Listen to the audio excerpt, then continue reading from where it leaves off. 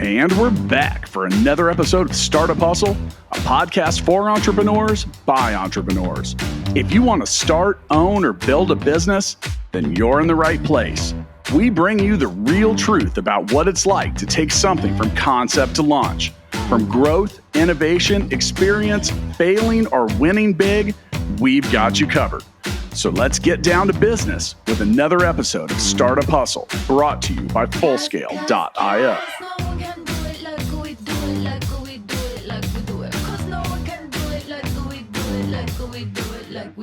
What's up, hustlers? Welcome back. This is Andrew Morgans from Marknology, your host here on the Startup Hustle. I'm super excited about today's guest, as always, but that's because we always have great guests. Today's episode of Startup Hustle is sponsored by Fullscale.io, helping you build a software team quickly and affordably. I know everyone has software needs out there. If you need anything with software help, assistance, someone to join your team, Fullscale is where it's at. Today's guest, Jan, introduce yourself, say hello. Hi, man. Thanks for having me, first of all, and I'm super excited. I'm Jan, or Jan as we say in Germany, and we met each other via Instagram, you and I, and we have never met or never had the chance really to talk, so super excited to finally get the chance. Yeah, and I'm super excited to talk to you as well. I've been admiring your journey for years. I'll be honest, we connected on Instagram on a big trip for me. I hadn't been overseas since I had a lot of traumatic experiences happen in Africa. Mm-hmm. And my sister took me to Germany, and we drove across Germany to Austria and the Czech. And it was just like a reawakening of my love for travel and kind of my why. And so, we connected then, and I remember you were doing fitness training at the time. I think we talked about it being a boot camp, and you were leaving for Portugal, which I won't share your whole story, but you were leaving for Portugal, and I was just like, what is he doing out there? So it's been fun to watch. Let's tell the audience why you left Germany and what you're doing right now. Yeah, I mean, I think it started, like, for me, it seems like it's everyone's story, like the typical, I was fed up with my life. It was, I worked, so I'm from the health and fitness background, and I helped building a startup. And I think it's not different than any other startup, right? It's just a lot of work. And, unfortunately, it was also like a very toxic environment. And I realized I worked 7 days a week, and I just basically got up in the morning, brushed my teeth, went to work, and I came home after maybe stopping at the latest open restaurant and just falling to sleep. And it was good because I was super motivated. I saw this as a huge opportunity for me to grow, to build something.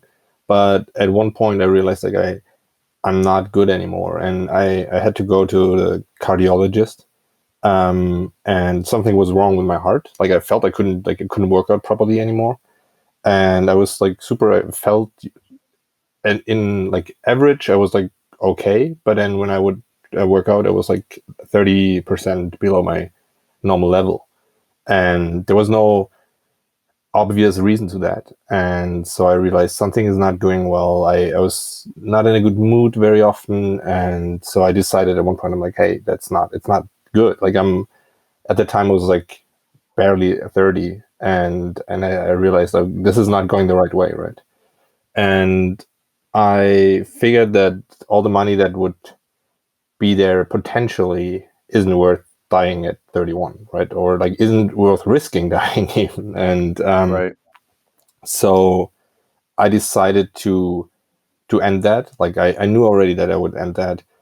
And then something very fortunate happened. My girlfriend at the time fell in love with her boss. And it was in that second a huge bummer, obviously, because I was totally not prepared. I didn't see that coming. And it hit me really hard. But it was the perfect thing because it really came together with this other life decision that I made to quit my job. And if that would not have happened, I might not have made like that final cut to be like, I'm off. And I realized I don't want to stay in the place I was. I don't want to get right to the next job. I had a couple of job offers. So I said, okay, I'm going to leave this. I'm going to leave Germany, and I'm going to come back when I know what I want to do in life. Like, what's the next thing, right? And I think that's around the time when you and I connected. And so I called my best friend. I'm like, hey man, I quit my job. Like, big news. And he's like, hey, come down to Sri Lanka. I'm on vacation here. And I was like, yeah, like, why not, right? Like, why would I not go to this place and start my travel if I can pick any place in the world? So I went down there, we met up, and I realized like he's also not happy. I realized like his job is like he worked in a really prestigious architecture firm, but also same thing, like he wasn't like fully like feeling well about it. And I realized, hey, we have something in common, and we might going for the same thing. And at the time I realized like I need to change the perspective. Why am I working? Why am I doing this? And I basically asked myself the questions like, how would I live if I had all the money in the world? Like, how would I create my life? And I think that is something that from then on kind of like became the thing in my life where I'm like, am I doing the right thing right now? Is it really what I want? And I still have to continuously ask myself that.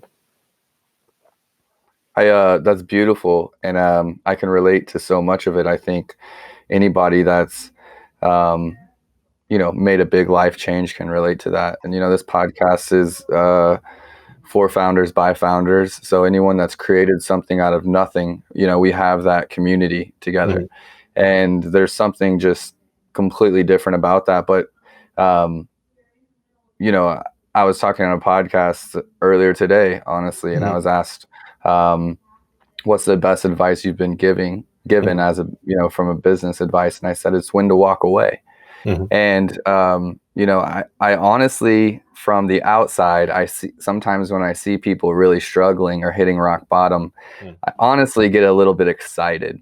And it's not in a morbid way or anything, but I'm excited that there's an opportunity around the corner for them if they take it to absolutely change their life, their perspective, their happiness. I do believe that as someone that went through a divorce, I hit rock bottom, and I had just physically moved as well, locations, and I was at rock bottom, and I legitimately started what I have from being in debt. I had nothing, I didn't even have happiness at the time. And I think knowing that's at least the path that I took, I don't think that anyone is really willing to make the changes they need until they feel like they have nothing to lose. Because if they have something, they have that scarcity mindset, this relationship or this job, or I've spent so much time getting here, to abandon it and leave it seems, like super scary. And but once people have lost those things, aka hitting rock bottom, whether it's that relationship or that job, Altogether. they now have the ability to make a massive change. And there's a part of me that I can see that from the outside because I've been through it now, and when I see that happening in others, I get super excited. And one last thing you said was, I still have to evaluate my why daily, or often. And I think that's the case with me too. There'll be times that I'm focusing on something so much, and you have to kind of obsess about things sometimes to really get anything done. And then, I'll move to the next thing and the next thing as you're growing. And sometimes I need to go back to that thing 3 things ago, and be like, did I lose focus in what I thought was locked in? I don't know if that's making sense to anyone listening, but for me, without my why, everything else becomes so difficult. Simply getting out of bed and, taking a phone call or handling problems becomes so difficult. Why? Because I'm just, I've lost sight of why I'm doing this. And when my why is within focus and clear, it's like nothing can faze me. Yeah, and totally that what you just said. I think the problem is a lot of people see from the outside, they see, for example, like a business, like a small business scaling and everything's going well, right? But then they don't see that this doesn't always come with more happiness. This doesn't come always with more pleasure or enjoyment. And this is something what I mean for me, like I said, how would my life look if I had all the money in the world? Because my why, and this is something I really understand now, is I should not serve my job. My job should serve me, right? Like this is the purpose. I'm not doing this for my job or for the sake of like having this job. It's more like I work so the job serves me in terms of money, in terms of learning, in terms of like creating a network of people. But as soon as it changes, as soon as I serve my job, as I serve any like company, it becomes critical again. And I think this is something when what you said, like if you need a certain determination to like you want to grow something, you want to be in that, and you want to be excited about it. And it's very tricky to, for example, if you scale your business, not to get lost in that like day-to-day things, like, oh, a little more, and then you look back the next year and like, shit, I'm back there where I didn't want to go in the first place. Like, for example, free time. A lot of people need that. A lot of people want that. And then they kind of start good. And then they're like, oh, there's another potential job. I'm just going to squeeze this in like Friday afternoon. But then I'm going to take my weekend off. And it's like, okay, I'm just going to prepare this presentation for Monday. And then like half a year later, they look back and they're like, wow, I'm back to 7 days. And actually the stuff I kind of like was planning on, like spending more time with my friends or these kind of things, I already pushed back a little more, and what was my why really? And I'm not saying like there's a lot of people. I work a lot. Like for me, like I'm busy a lot, but now with stuff that I feel serve me. But this is a thing I really see, and this is like a lot of times when you see like companies from the outside, it seems perfect, but it's not. You don't know what's going on inside, and yeah, and I think it's a lot of times what you said, hitting rock bottom, also comes with like the freedom of having nothing.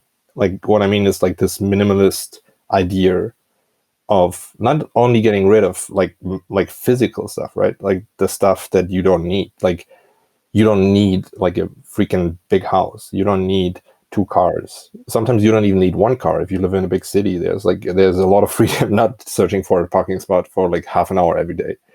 Right. And when I left Germany, I took only a handbag like with me, like only hand luggage. Like it's not called handbag, right? Yeah, it is. Carry on. Yeah, backpack. Carry on. Like it was a like travel backpack, and I was living like out of this like backpack for like 3 months. No issue at all. And it was super, like you can wash your t-shirt, you can wash your underwear. It's no problem. You don't need a lot of stuff. And when I came to Portugal, it was also the same thing. I didn't need all these things. And I think even relationships, even people that you feel you need to entertain and you need to meet all the time, a lot of people, they never question that. They never ask themselves, is it like, does it serve me? Is there any value to me? Is it really, do I feel better when I meet them? Do they inspire me? These kind of things. And with social media now there's a huge problem in like having a lot of people at display, but not having a lot of like positive input. It's a lot of like creating and a lot of more work for a lot of people, but less getting from it, taking away from it. And I think this is why I say like always kind of like step back and do I really need to make that next post? Is it really serving me? Or is it just like putting more stress on me?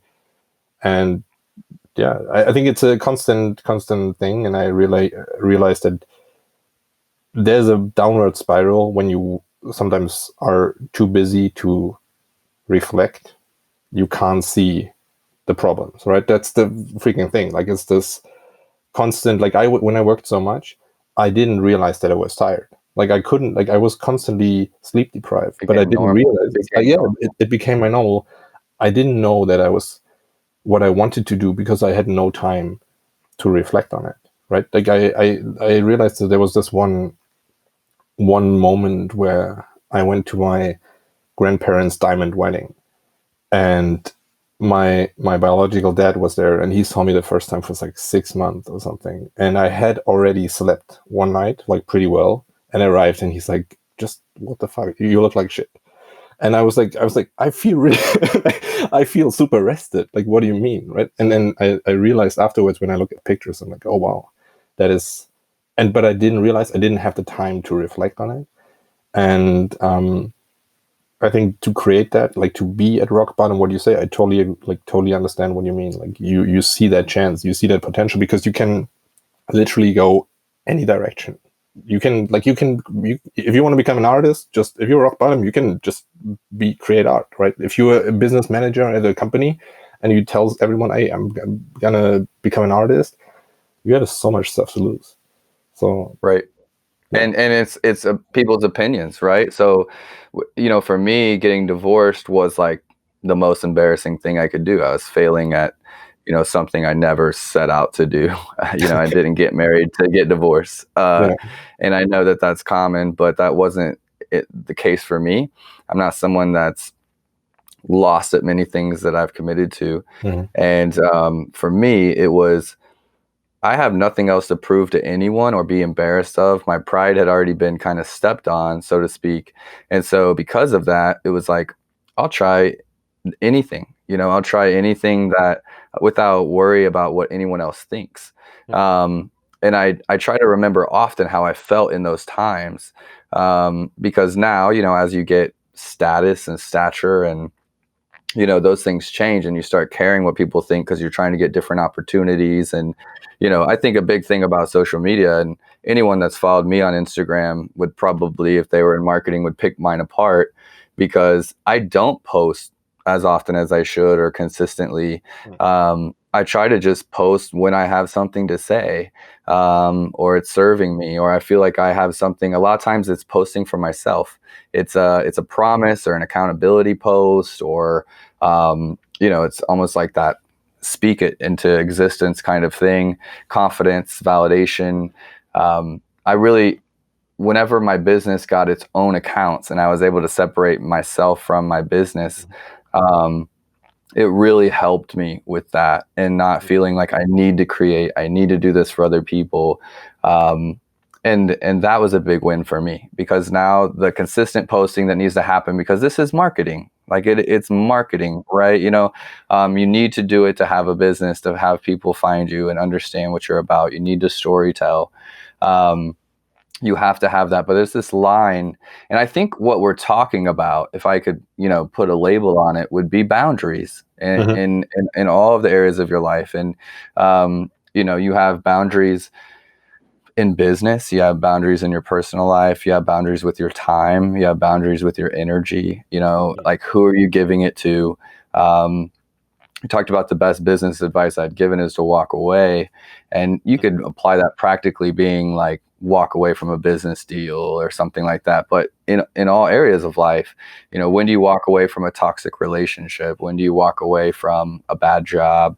If you don't have these boundaries set, where you're saying, no, this time is dedicated to me and reflection or meditation or family. I think everyone should kind of look at those different buckets of their life and be like, do I have boundaries set up? Because if you don't, I'm taking this from a friend that I follow as well, but she talked about, if you don't have these boundaries, specifically as an entrepreneur, your energy is leaking everywhere. Yeah. And it's flowing into Saturday and Sunday, and that extra time you had that you're going to ride a bike or go to that winery that's another opportunity. It's another person I can meet for coffee, and sometimes it's not even for me. Like, I give up a lot of my time for other people, and so then I can justify it in my head, being like, well, this isn't even for me, it's for someone else. I'm trying to help someone else. But at the same time, I'm betraying my own self by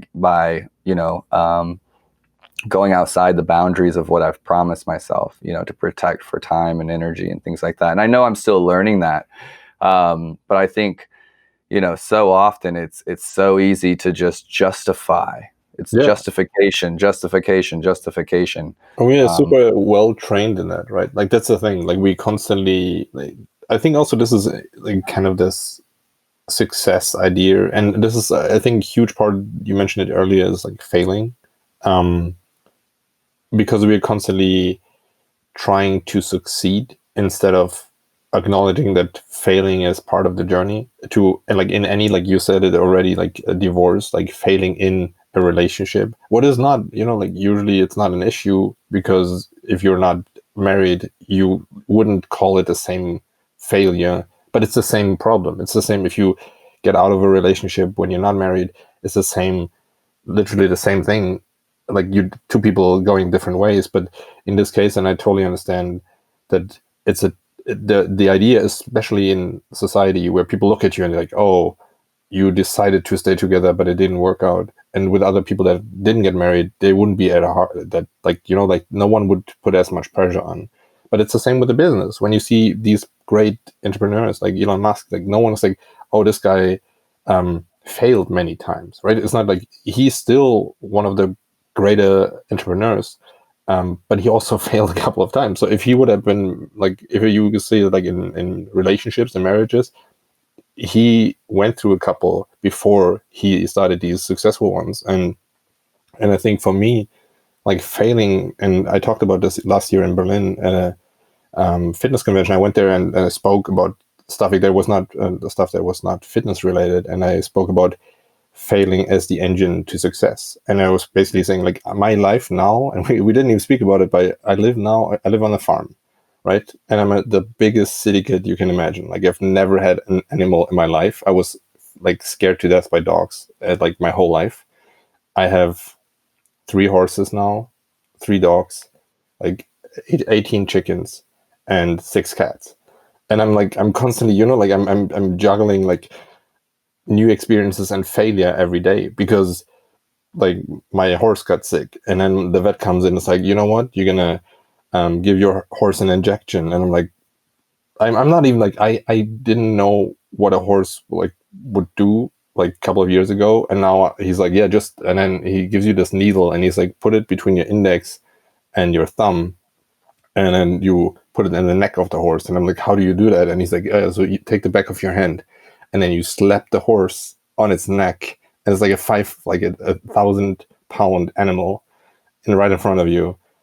And so it's, you slap it like 3-4 times really hard with the back of your hand to desensitize the neck. And then the last time you turn around your hand and you ram the needle into that neck.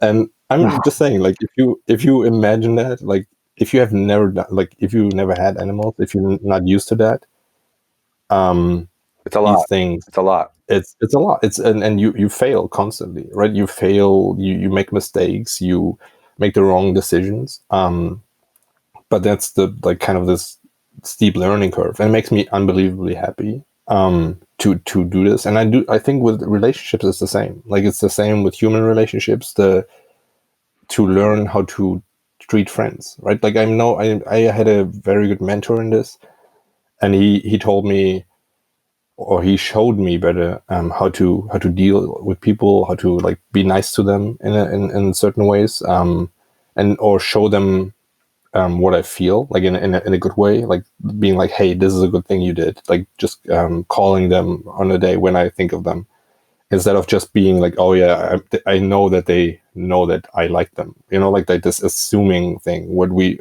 quite often, we were raised, you're like, yeah, everyone knows that I like them.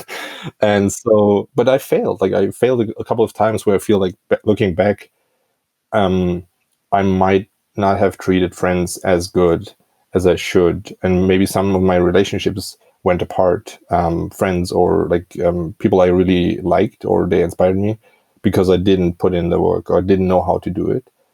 And but then you learn, you get like a better idea what to do, because people treat you in a certain way and you're like, oh, I really appreciate that. Like even fighting, you know, like and no one knows this better when you're like married or you're in a deep relationship.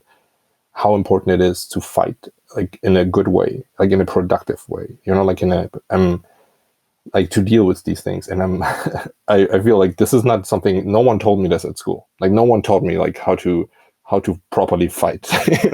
Right. Like everyone is insecure, everyone has these problems, and we're just left alone. And I'm like, hey, just figure it out on the go, right? And I really feel that it comes back to the same with the why. Is like, what do I want? And I had this one, I mean, a lot of people might know this book, like 7 Habits of Highly Effective People by Stephen Covey. I mean, all these books, there's like a couple of stuff is good, a couple of stuff might not apply to you, but there's one thing is this funeral speech. When you think about who's going to be at your funeral and what should people say about you. And I think I wrote this down when it was like mid-20s or early 20s, and I keep this in my like little wallet with me, and I once in a while when I struggle, I just look at it. I'm like, hey, am I on the right path? Did it change? Maybe some stuff, my priorities might have changed, but it's kind of like looking back, and then it's not a problem to work 7 days a week when I'm still looking at this piece of paper and be like, okay, this is good. Like I'm on the right path.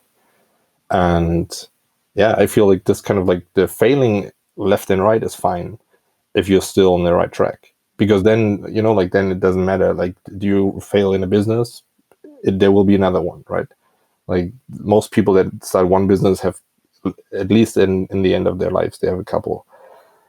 And most people have multiple relationships. And I think that's the thing. Like when you're looking at this thing, like, hey, when I die, people look at me and they're like, this was this guy, and it matches with my piece of paper, I would be fine, right? Right.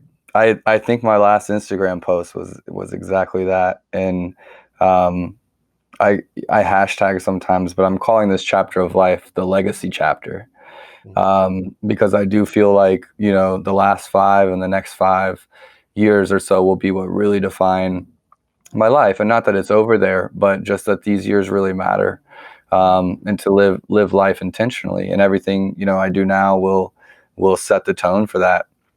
And I think that it is okay to change. We talked about. I think I want to tell a story about. I'll call it positive confrontation. Okay, a good fight, Okay. right? Good. And my parents are missionaries to Africa. I grew up in Africa. They're like the softest, kindest people, and they didn't ever have confrontation with each other. There wasn't confrontation in the house. If they did it behind closed doors. And so I really didn't even know that I didn't know how to fight. Mm-hmm. Like or confront something effectively, not fight, but confront something effectively. And so, but it's a huge part of communication, and it's a huge part of standing up for yourself. It's a huge part of business. It's a huge part of all kinds of things. But one practical example was I was an e-commerce manager still at a small business here in Kansas City, and we had one work from home day in the department, and there was 10 of us or so. We were salary, and almost the rest of the company was all hourly. But we were IT and marketing, and we work after hours. We work, during the holidays a lot. And so we were also crushing it at work. Like every quarterly meeting, they had me stand up, and they were like, Andrew Morgan's, the e-commerce department is crushing it. We were like the one department there that was growing when everything else was struggling. Mm-hmm. And so, we're getting results. And I was trying to freelance on the side. And that was, I also drove 2 hours, 1 hour to work and 1 hour back home a day. And that was honestly the reason I started looking to be an entrepreneur. Was I hated 2 hours of traffic. Mm-hmm. And I was just like, 2 hours of traffic times, 5 days a week. That's 10 hours a week that, if I put those 10 hours a week into the gym, I'd be a fitness god, like I just started like thinking about what I could do with those 10 hours. And, so we essentially had a day on Wednesday that we worked from home, and I look forward to it. I loved it. I just loved it because it was the day I didn't have 2 hours of traffic. It just seemed like my whole world ran better. And I think that is the good part of the pandemic right now, is a lot of people are getting to taste like what their lives could be like if they change things, or what they don't like about their jobs by working from home. Sometimes it's a coworker they don't have to be around. Sometimes it's the commute. Sometimes their it's boss. Their boss, right? Boss. Or hopefully you're over it, because some of them like their boss, I guess. But it could be a basement with no windows, which is common for IT. And now you get to work with Windows.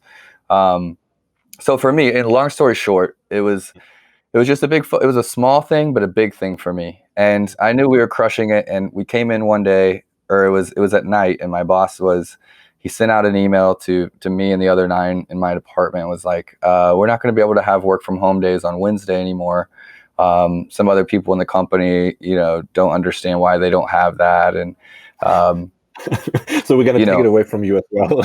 Yeah, we're going to take it away from you, to make things fair. Right. And things shouldn't be fair. I'm making them $1 million, like directly with the work I'm doing on Amazon. I knew what I was kind of producing for them. And I was like, it should be merit based. Right. And so I sent off an email that I was like, I'm really upset. We're going to need to talk about this, to my boss. Mm-hmm. He calls me. I don't answer because I knew I was upset in the moment. Right. I was upset. And someone that's always had a hard time communicating. I've had a really hard time communicating in life. And I practice to, not hold myself back. But I get upset because I can't find words in the moment to say what I'm thinking, and so that comes out as frustration. So I didn't answer the phone. I said, let's talk in the morning. I'll come in early and we can talk in person. So I just thought about my thoughts. And this was like my first encounter with confrontation that had a successful result. Right. And so it really taught me this was probably 7 or 8 years ago. And it really taught me a lot going forward, that you could have confrontation and it could be something that's good. Long story short, I had my list. I went into the boss. I kind of laid out all the reasons why they shouldn't take our work from home day back. I had kind of a list, and he was like, blown away a little bit. And I was just like, we're doing, and it was just not me, but I left that meeting. He said, okay, I'm going to talk to the CEO and get your work from home day back. And it wasn't just me, the whole department got their day back. So I was kind of the hero for a while, before you left. But yeah, before I left. But it was a big moment. And I can remember it like I was shaking in there in the room inside. Like I was shaking. I just like standing up for yourself, and all the things that kind of go into healthy confrontation. But it taught me so much. And I think that that's something that a lot of people avoid, is telling people what they think and why, and trying to explain it, taking the time to explain it. And a lot of times that other party will meet you in the middle, if you have a good reason. Totally. And I think it's again, like we are told these things, and there's a lot of like strategy behind it. And this is why I can't work in like huge corporations anymore. Like for me, like for me, it's like, it's not healthy and it's not honest. Like when people, I think in bigger corporations, there's a lot of strategy to get up the corporate ladder. And a lot of times it's not what people are. Like they're a certain type of person. For example, some people are very like strong-minded and very like outspoken, and others are not. But for in this corporation, they need to be outspoken. Like they need to, and I think it's not healthy. I think this is one of the reasons why people go home and they're like really upset, even though their pay is really good and all these other things. Their position in the company is really good, right? And I feel this is something where I know when I don't have to put myself in this position anymore. I don't have to be I don't have to care what other people think, because I don't have to do business with people that don't like who I am. Right? And this is something like this is something where I feel also this is a luxury that I have. But then this is the thing when I said, how would my life look if money wouldn't matter? If you like imagine like you build this like startup and then you sell it for 300 million, right? Like this should be enough for most people to kind of like get around. But then that's the thing. Most people are totally. This is the struggle starts there because they have never thought about this. They have never thought, how would I live? Because most people, their answer is, I'm going to travel a lot. But traveling is like a non-permanent thing, and you still need a day-to-day life. Travel is super exhausting. Travel is super exciting, but it's not your permanent life. You're not going to travel the rest of your life until you're, I don't know, 85. And so everyone can travel. That's not, you don't have to plan that. You don't have to mentally prepare to be in that good position. Everyone can party, right? That's the easy part of life. The tough part is spending like 24 hours on your own when all your friends you want to party with are having, like, they have to go back to their jobs, or they want to go back to their jobs, or to their families, right? And so these idea, like, I'm going to buy a yacht and then drink champagne from 10 a.m. in the morning.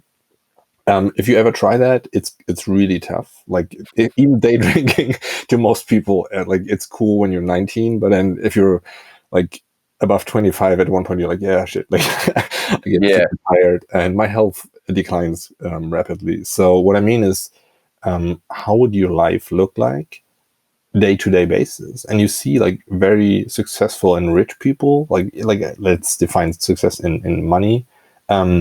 They live very simple lives because they like, for them it's the same thing. Like it's the perfect life to them, right? And for me, for example, this is what I thought about. I was like, I really like to move, I really like to work out, but I'm super lazy. So when I have to drive 30 minutes to the gym and it's starting to raining and I also can do another email or lay on the couch, I might do that instead, right? Like, this is the moment. So I was like, I want to live my healthiest lifestyle. I need a gym. Like, so this is one thing I needed. I like to eat healthy. But I'm not the most creative person in the kitchen. So I said, okay, if I had all the money in the world, I would have people to cook for me healthy. Like, I would be in an environment where it would be healthy food provided. And also, I have a lot of friends in different countries of the world. I like to host people. Like, I like to be inspired by people. And there's no better way for me than to have space to host. Because I lived in big cities, and most places in the world right now, like, it's if you live in a bigger city, it's quite expensive. And to have just unlimited space is almost impossible, right? Like, if you live in New York and be like, oh yeah, sure, I have 10 friends coming over, like, and they come over and stay for a week. I don't know anyone who can say that, right? Without being super annoyed. Like, they can sleep on your couch, sure. But if you're at a certain age, and you have a day to day, it might not be cool, right? So for me, that was super important. So I was like, I need space. I need like weights to work out. I need healthy food. And then I realized like nature is super important for me. I realized this while traveling, that this, like, it calms me down. It's healthy for me. I like to walk barefoot, for example. What is just luxury, like not having to wear shoes if I can, and just sunlight, like being outside is great. Because I still spend enough time on my laptop. I'm still doing emails, these things, but I rather have my like 10-minute break every hour in the sunshine. Be outside. Mm-hmm. Yeah, like, why not? And then so I like putting these things together and kind of creating this environment where I am healthy, where my whatever is there serves me, would be my perfect day, my perfect life. And then instead of kind of like find like thanks. No, but what I meant is, like, before I thought, like, how can I find a job or a business that creates enough money to afford what I want to, like, the way I want to live. And then, like, I kind of like switched it around. It was like, how can I live this life? And then from there on, find a way to finance or to organize it so it works for me, right? And I realized, like, most of the stuff we think that we need, like that expensive stuff, we don't need. Like, really, for like all the stuff I mentioned before, there's nothing really expensive, right? Like a home gym is like pretty like easy to get. Healthy food, like vegetables in like At least here in Europe, it's super cheap. And I think when you live outside a big city, anywhere in the world, usually the vegetables are quite cheap. And then there's like company, like inspiring people, like they're for free, right? They're especially with the internet. Like there is no limitations. If you have free internet, you can talk to anyone in the world. And if you're kind and honest, you will be surprised how many great people will come back to you and be like, you know what? I'm like 10 levels above you, but you took the time to kind of like write a nice email. I'm going to answer. And so I realized like, hey, I don't really need that, like, I don't know, 100,000, 200,000 like dollar income to like get any of this. Like, why would I to have that? You need that to have that life in a big city or in a different space. You need 200,000 to have a big house, to have room, to have a home gym, to have those, like, you know, be able to have your freedom to walk outside. But if you're able to get outside that box of what everybody else is telling you, you need to have that. And I didn't mean to interrupt you, but we're talking about the why. And so did someone help you like kind of dissect your why, or is that something you did internally?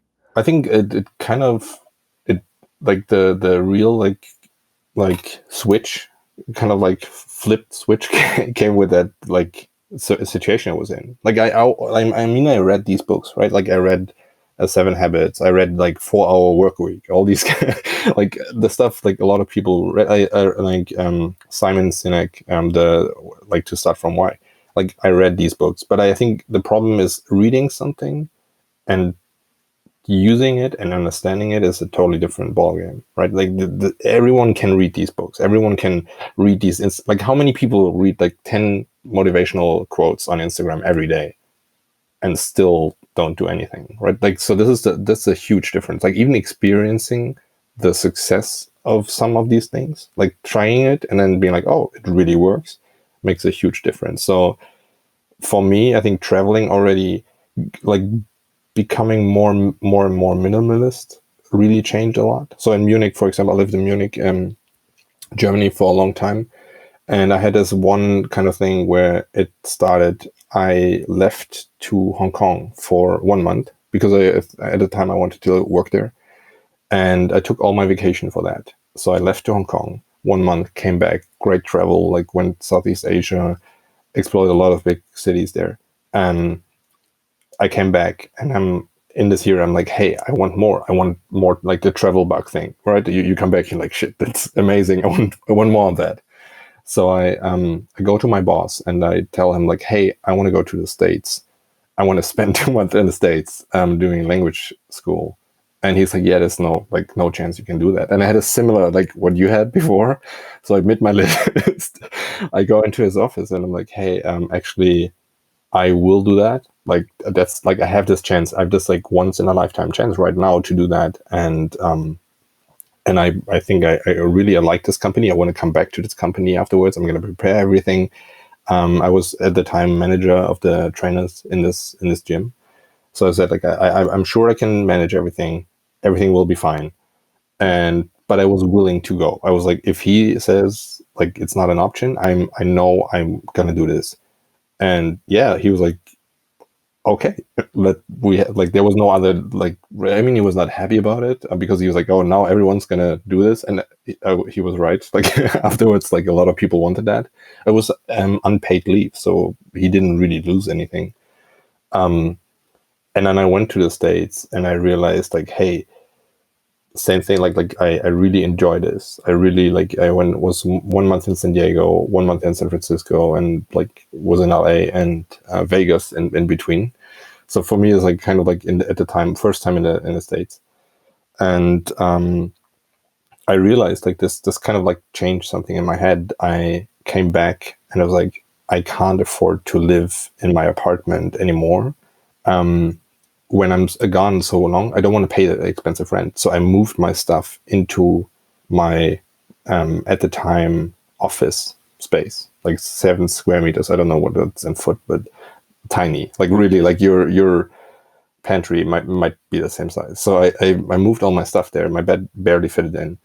And I lived there for like 3 years, and I was traveling so much, so it didn't bother me. And I rented out the other room, and I realized, hey, dude, I'm not paying any rent anymore. I live in the most expensive city in Germany with zero rent, and I still live quite like local city center. I don't have a great place. It's not great to meet like a girl and be like, hey, you want to come to my stay in my Closet. pantry? You want to come to my closet? Yeah.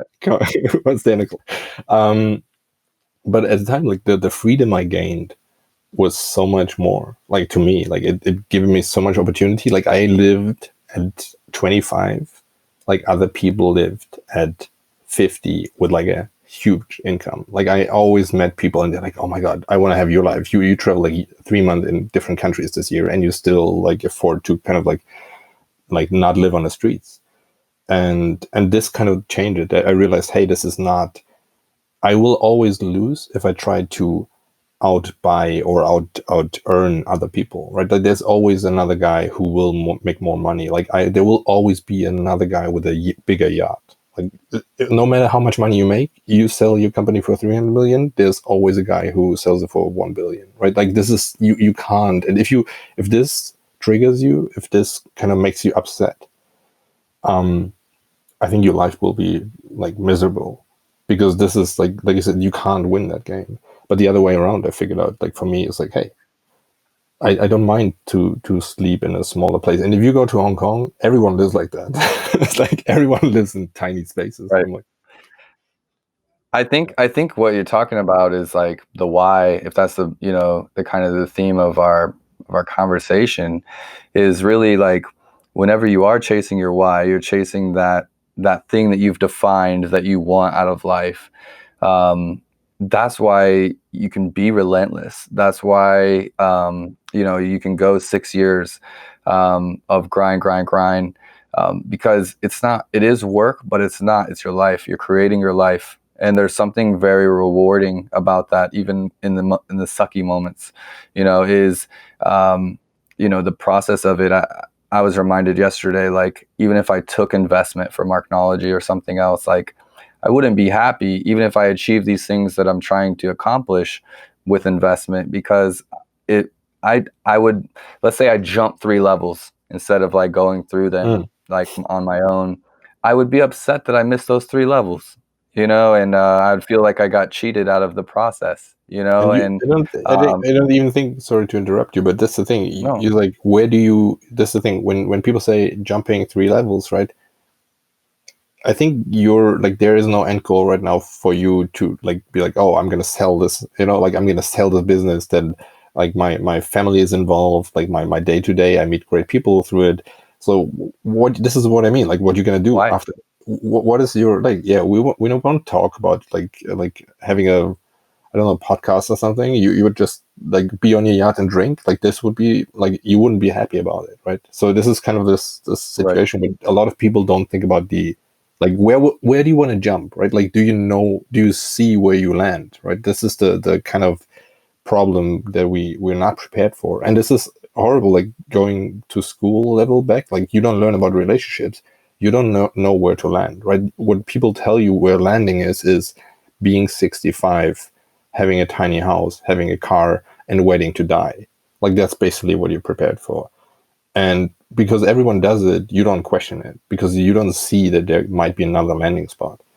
And Right. And the big thing about travel, I think, is it teaches you that, like, let's say you leave for a month or 2 weeks or 2 months. And I did this in Africa when my dad would take me, and I would be a kid with a suitcase, and I was just as happy. I was just as happy. And traveling again has brought that back to life for me, in regards to, when I'm traveling, I don't have my watches and my, all my clothes and, my truck, and I don't have my kayak even, or, the things that I like have acquired, and why am I the happiest when I'm traveling without those things, right? And sometimes it's that you live in a shitty place and you need those things to like keep you there and having fun. But I just think that there's a lot of things that everyone recommends in life, and there's a reason. It's like in the same times when you're super busy for 7 days a week and you have no time to take a step back and look at your life and reevaluate it, that's when it's super important to have someone in your circle of 5 or your circle of whatever that's there to be like, hey, bro, you're not seeming happy. You're not, you look tired. When's the last time I heard you come home excited about work or even your relationship? And I hope to always have those kinds of people around me. So even if I'm, unable to find that perspective, I have someone close to me that I trust, that's aligned with me and on the same path as me. And I've taken the time to share my goals and what I want out of life, and they've shared theirs, so that when we can see each other straying from that, we can kind of hold them to that. And that's something that I am blessed to have, around me. Several people who I feel like that consistently we have those kinds of conversations. And are we aligned? Are you aligned with your goals? Are you aligned with your why? And I mean, we're coming on 50 minutes, so I do want to kind of just bring home what you're doing there in Panama, and give any listeners a chance to, this life that we've just talked about for 50 minutes that you've been trying to create, and what, how online and storytelling plays a part into that.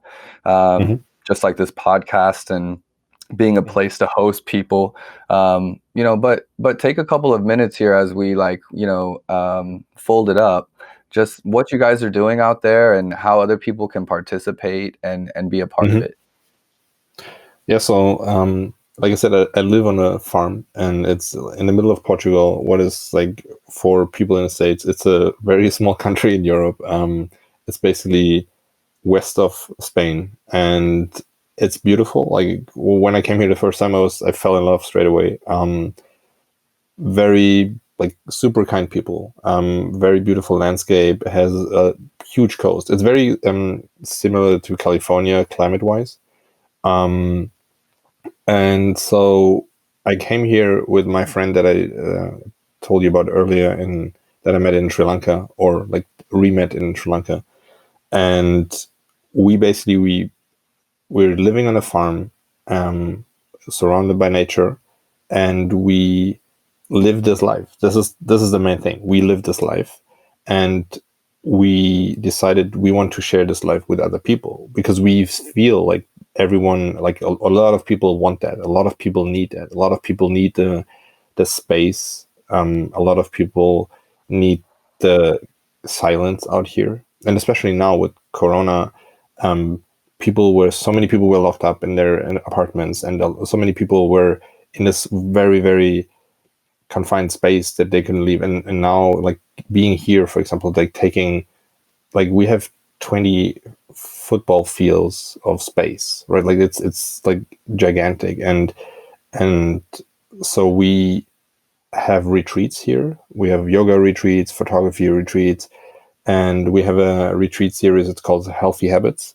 where we share our findings, the stuff that works for us. We get up with the sunrise in the morning. I wake people up.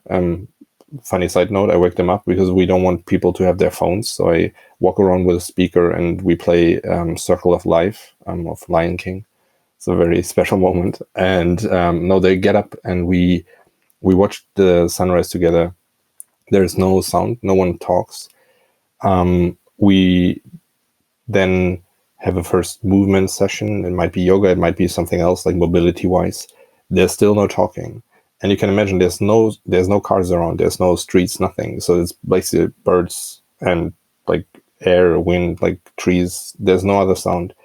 And this couple of hours of silence go until we have a late brunch. And even throughout eating, we don't talk for the first half of our brunch. And then we go into different things during the day. We do mobility stuff, or movement. We have a chest freezer where we have 2 degree Celsius cold, slash cold water, basically. I teach people how to juggle, what helped me a lot. I teach apnoe or slackline, these kind of small things you can take home. We prepare like healthy meals here. Like mostly we try to grow a lot of stuff in our own garden. And and then like kind of like this routine every day to recover, to be away from your phone, to be away from like daily life stress, and be in this community of like a small group, to share stuff, to share like these stories, like the one we share right now, and that's what we do, and that's our day-to-day life. We do retreats basically every other week during the year, and have great people from all over the world, and that's our thing. It's awesome. And to anyone listening, you guys definitely have to follow Jan and his, their journey. I've been following. I think we talked a little bit before we got started. We've been connected about 3 years. So I've seen it kind of all come together from when you guys were first located the land, to getting the animals, to the sunrises and the sunsets. I've been following along, and you never know who you're impacting. I think that's one thing that I do love is for every hater I have on Instagram, I have 10 people that are appreciative of people sharing their journey and sharing some of the better moments in life that maybe someone needs. Where can people find you? Find more information about the retreats or follow you on Instagram. So it's can you share that? Yeah, we have like the site is 4trees -portugal.com. We have a Instagram page that is the_Portugal_ project, and with like kind of insights, the whole journey. You can basically go through all the pictures from the beginning where we left Germany and how we like didn't know anything, and kind of like the whole, like I said, the whole struggle and journey. And yeah, I think that's where you can see some stuff. You can see some stuff on my private account. It's J_normals_world. And like these things are all connected. And we would love to have people here from the States, from all over the world, and to share what we have to offer. I love it. And all of those links and handles will be in below the podcast when we go live, so anyone can find them there. I'll make sure everybody has them there. Jan, it's been awesome just talking with you. I know we've had probably 100 short conversations on Instagram, but when you're aligned with someone, even if you're doing something completely different, you're out in nature, and I'm on the interwebs, trying to create the same thing for me and mine, and that peace and comfort. I love it, and it's awesome. Thanks again to our sponsor, Fullscale.io. Great place to find development needs, for anything that you need when if you're the founder trying to get more time in your business. Fullscale.io is a great place to go to outsource some of that work, maybe that you're doing or your team is overloaded with. So Jan, thanks again. Have a great night, brother. Andrew, what's a pleasure. See you next time. Thanks, man.